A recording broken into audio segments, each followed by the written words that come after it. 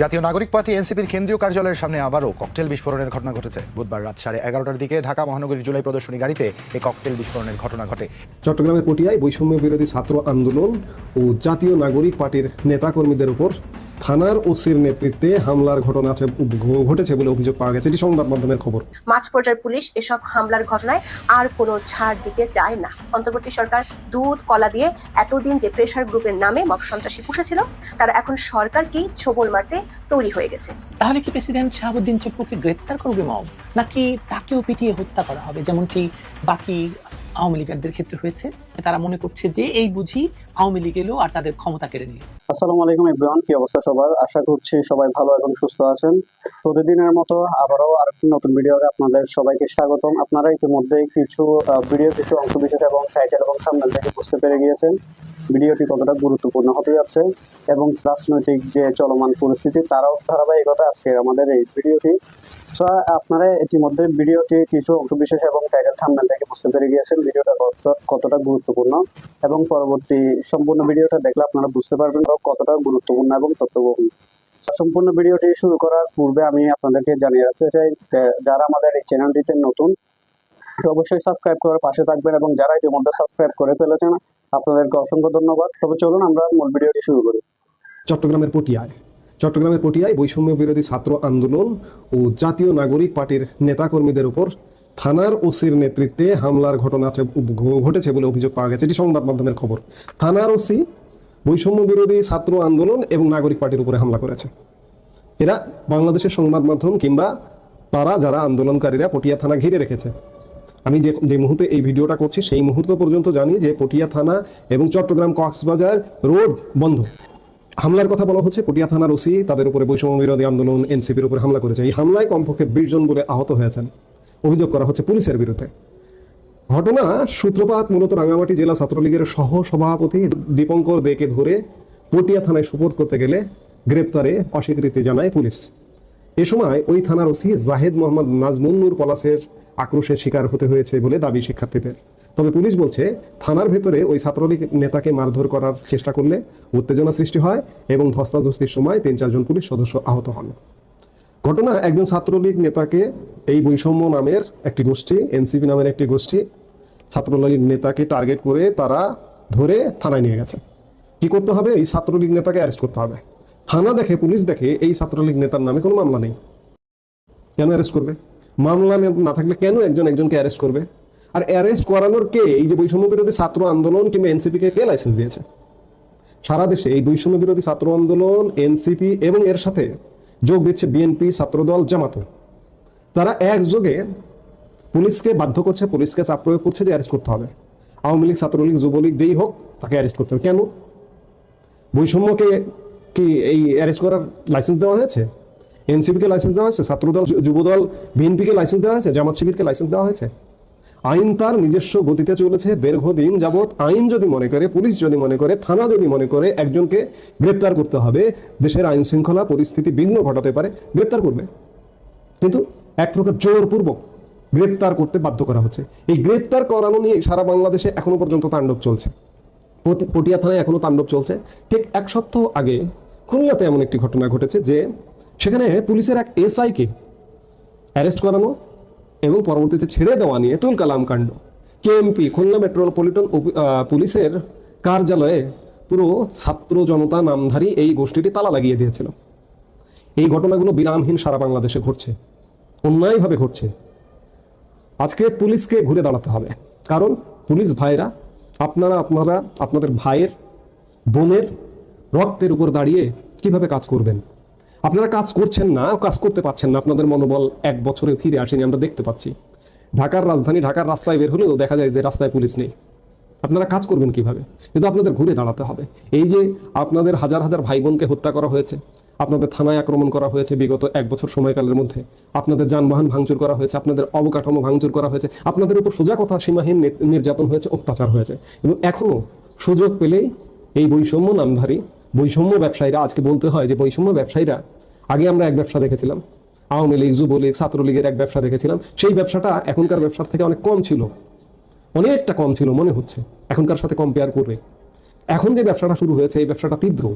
যে আইন শৃঙ্খলা রক্ষা করবে, যে আমাদের সুরক্ষা দেবে, নিরাপত্তা দেবে, সেই হামলার শিকার, অত্যাচারের শিকার, নির্যাতন শিকার হচ্ছে, তাহলে আমাকে সুরক্ষা দেবে কিভাবে? এই জন্যই আজকে সারা বাংলাদেশ অরক্ষিত।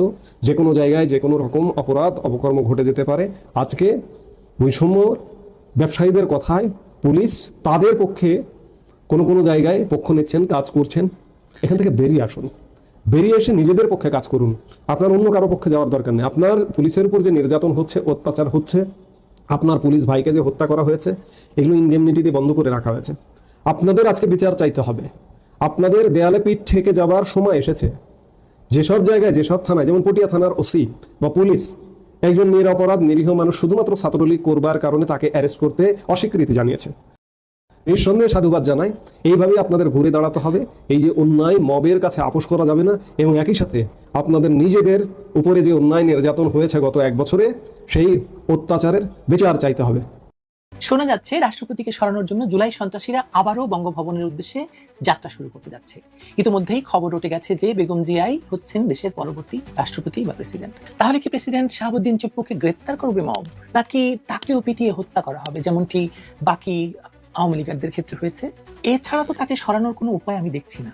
আসুন তবে জানা যাক কিভাবে বাংলাদেশের সংবিধানের বাইরে রাষ্ট্রপতিকে সরানো সম্ভব। বাংলাদেশের সংবিধানে রাষ্ট্রপতি অপসারণের একটি সুনির্দিষ্ট বিধান রয়েছে। সংবিধানের 52 অনুচ্ছেদ অনুসারে রাষ্ট্রপতিকে কেবলমাত্র রাষ্ট্রীয় অপরাধ বা গুরুতর অসদাচরণের অভিযোগ প্রমাণিত হলে বা তার বিরুদ্ধে এসব অভিযোগ প্রমাণিত হলে সংসদের মাধ্যমে অভিশংসন বা ইমপিচমেন্ট করে অপসারণ করা সম্ভব। সেটাও সংসদের 2/3 সমর্থন ছাড়া সম্ভব নয়। মনে রাখবেন বিষয়টি। কিন্তু এখন তো দেশের সংসদ নেই। তাহলে এ পরিস্থিতিতে অভিশংসন নয়, বরং চাপ, হুমকি এবং বিশৃঙ্খলার মধ্য দিয়ে রাষ্ট্রপতিকে পদত্যাগে বাধ্য করা যেতে পারে। যেমনটি আমরা জানি বিচারপতি সাইমের ক্ষেত্রে হয়েছিল। তাকে বন্দুক দেখিয়ে পদত্যাগে বাধ্য করেছিলেন জেনারেল জিয়াউর রহমান নিজে, একই সঙ্গে তারপরে প্রেসিডেন্ট, সেনাপ্রধান এবং প্রধান সামরিক আইন প্রশাসন হয়েছিলেন। এখন তাহলে কি তার স্ত্রী বেগম জিয়াকে ঠিক সেভাবেই প্রেসিডেন্ট করা হচ্ছে? যারা বঙ্গভবনের উদ্দেশ্যে যাত্রা করবে তাদের সঙ্গে কি তবে AK-47 রাইফেল থাকবে, কিংবা স্নাইপার, যা দিয়ে প্রেসিডেন্ট চুপ্পুকে হত্যা করা হবে এবং তারপর বেগম জিয়াকে রাষ্ট্রপতি হিসেবে শপথ নেওয়ানো হবে? কোন সংবিধানের আওতায় তিনি শপথ নেবেন বলুন তো? নতুন সংবিধান? বিএনপি কি এ বিষয়ে এখনো কিছু বলেছে? এই যে গত 2-3 দিন ধরে বেগম জিয়া রাষ্ট্রপতি হচ্ছেন, প্রেসিডেন্ট চুপ্পুকে সরিয়ে দেওয়া হচ্ছে, এই সব খবর তো জাতীয় পত্রিকায় এসেছে। আমি ইত্তেফাকের একটি রিপোর্ট দেখলাম। এর বিরুদ্ধে বা এ নিয়ে কি বিএনপির মতো এত বড় একটি দল কোনো রাগ এড়েছে? আমি শুনিনি। আপনারা শুনেছেন? বিগত জুলাই মাসে সুতীব্র সন্ত্রাসের মাধ্যমে ক্ষমতা দখলের পর ডক্টর ইউনূসের নেতৃত্বে বাংলাদেশে কায়েম হয়েছে মবতন্ত্র বা মবের রাজত্ব। মবের রাজা ইউনূস আর মব বাহিনী যখন যাকে পারছে খুন করছে, ধর্ষণ করছে, লুট করছে, দেখার কেউ নেই, বাধা দেওয়ারও কেউ নেই। বিগত জুলাইয়ের আগেও দেশে রাজনৈতিক বিরোধ নিষ্পত্তির উপায় হিসাবে নির্বাচন, আদালত কিংবা সংসদ কার্যকর ছিল। কিন্তু বিগত 1 বছরে, মানে এই জুলাই টু জুলাই, গভর্নমেন্টের বদলে তৈরি হয়েছে মবমেন্ট। এটি একটি নতুন বিকৃত সরকারি সংস্কৃতি, মবমেন্ট সংস্কৃতি। মুখে মুখে বিএনপি বা সরকার এই মব সন্ত্রাসের বিরুদ্ধে বললেও তারা যে ইউনূস সরকারের সঙ্গে মব বা জাতীয় অংশীজন, সেটা প্রমাণ করার জন্য শয়ে শয়ে উদাহরণ দেওয়া দরকার নেই আমার মনে হয়। তাই সেদিকে আমি যাব না। এই মবতন্ত্রের সমান অংশীদার বিএনপি, জামায়াত, এনসিপি, হেফাজত, চরমোনাই, বাম রাজনৈতিক দলগুলো, মাহমুদুর রহমান মান্নার দল, ইভেন মুজাহিদুল ইসলাম সেলিমের কমিউনিস্ট পার্টি এবং জোনায়েদ সাকির দল, সকলেই এই মবতন্ত্রের সমর্থক, অংশীদার এবং উপকারভোগী নয় কি? এবার তাদের সকলের টার্গেট রাষ্ট্রপতি মোহাম্মদ শাহাবুদ্দিন। নির্বাচিত রাষ্ট্রপতি হলেও তাকে রাজনৈতিকভাবে নিরপেক্ষ ভাবতে অস্বস্তি বোধ করছে এই সকল পক্ষ। কারণ তিনি দৃশ্যত আওয়ামী লীগের ছায়া থেকে উঠে এলো, দায়িত্ব নেওয়ার পর থেকে বেশ কিছু বিষয়ে স্বাধীনতা দেখিয়েছেন। কিন্তু সেটা মেনে নেওয়ার মতো রাজনৈতিক পরিপক্কতা তো এই জুলাই সন্ত্রাসীদের কারোরই নেই। আসলে এই কালেকটিভ ম্যাডনেস সকলকেই দড়িকে সাপ ভাববার মতো, যে কোনো তুচ্ছ কারণে তারা মনে করছে যে এই বুঝি আওয়ামী লীগ এলো আর তাদের ক্ষমতা কেড়ে নিল। সবাই ভাবছেন তাই। আবার তাদেরকে একে একে জেলে যেতে হবে এই ভয় তাদের আছে। কারণ আওয়ামী লীগ ক্ষমতায় থাকলে এতদিন এদের বেশিরভাগই, যাদেরকে আপনি দেখছেন এখন, ডক্টর ইউনূস সহ তার আশেপাশে যারা আছেন, বেশিরভাগেরই জায়গা হতো কারাগারে। আর যারা ছিলেন, যারা ইউনূস ক্ষমতায় আসার পরে জেল থেকে মুক্তি পেয়েছেন, কারাগার থেকে মুক্তি পেয়েছেন, তারা আসলে কারাগারেই থাকতেন, তাই না? এই 1 বছর তাদের কারাগারেই কাটতো। একাধিক সূত্রে জানা যাচ্ছে যে রাষ্ট্রপতির পদত্যাগের দাবিতে ঢাকায় মব জড়ো করার পরিকল্পনা প্রায় চূড়ান্ত হয়ে গেছে। মোহাম্মদপুরের কিশোর গ্যাং, জামায়াতের স্নাইপার দল এবং এনসিপির ভাড়াটে কর্মীদের একত্র করে এক ভয়ঙ্কর মব পরিস্থিতি সৃষ্টির ছক তৈরি করা হচ্ছে। এও শোনা যাচ্ছে যে এই কারণে ইতিমধ্যেই অতিরিক্ত সেনা মোতায়েন শুরু হয়েছে বঙ্গভবনে। তার মানে সেনাবাহিনী বিষয়টিকে হালকাভাবে নিচ্ছে না। প্রেসিডেন্ট অপসারণের এই প্রচেষ্টা কার্যকর হলে তা হবে একটি ডোমিনো এফেক্টের সূচনা। সেক্ষেত্রে পুরো রাষ্ট্রযন্ত্র, প্রশাসন, সেনাবাহিনী এমনকি বিচার ব্যবস্থা অচল হয়ে যাবে। এমনকি দেশের মধ্যে যে নীরব গৃহযুদ্ধ এতদিন চলছিল 1 বছর থেকে, মানে জুলাই টু জুলাই, রাজনৈতিক, সামাজিক এবং আদর্শিকভাবে, তা এখন থেকে প্রকাশ্য এবং ভয়ঙ্কর রূপ গ্রহণ করবে। ক্ষমতা দখল এবং লুটে পুটে খেতে হলে এমনতর অস্থিরতার জন্য বহু পক্ষই এই মুহূর্তে আসলে প্রস্তুত এবং তাদের নিজস্ব অস্ত্রে শান দিচ্ছে। দেখবেন যে আপনারও ইচ্ছে করবে, যাই আরেকবার একটু লুটপাট করে আসি, জুলাইয়ের মতো, বিগত জুলাইতে তো করেইছিলাম, আরেকবার একটু লুটপাট করে আসি। আমি কি দেখতে পাই জানেন? আমি দেখতে পাই যে বঙ্গভবনের উদ্দেশ্যে এই মব যাত্রাই আসলে সব যাত্রা হয়ে যাবে, সেই সর্বশেষ বিস্ফোরণ, যার পরে কোনো কিছু আর আগের জায়গায় ফিরবে না। যারা মনে করছেন এই সরকারের পরে বিএনপি ক্ষমতায় ফিরবে, তারা হয় অতিমাত্রায় আশাবাদী, নয়তো বড় রকমের আত্মপ্রবঞ্চনায় ভুগছেন। আমি নির্বাচন নিয়ে আলাদা একটা এপিসোড করব, সেটি আপনারা দেখবেন আশা করি। কারণ রাষ্ট্র যদি সম্পূর্ণভাবে ভেঙে পড়ে, তাহলে সেই শূন্যস্থান পূরণ করার ক্ষমতা কারোরই নেই, না বিএনপি, না ইউনূস গোষ্ঠী, না অন্য কারো। দেশটা তখন দখল করে ফেলবে কারা জানেন? ধর্মবাদী জঙ্গিরা, অথবা যাদের কাছে বেশি AK-47 আছে তারা।